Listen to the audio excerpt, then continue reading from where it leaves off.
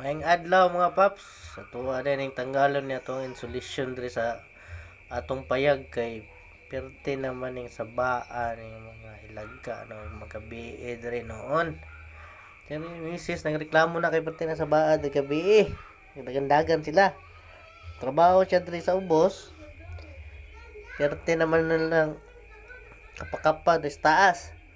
Nanday nagpuyo diri noon sa taas noon. So atoan lang tanggalon isugo ta nga patanggal ni kay madisturbo siya sa iyang trabaho tre sa ubos.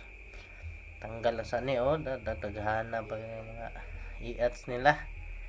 Sa wa na sila kapuy-an nara problema na nila.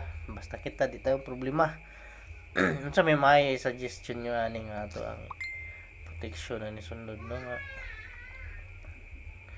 ika protection sa init nga dili kapuy-an og laga.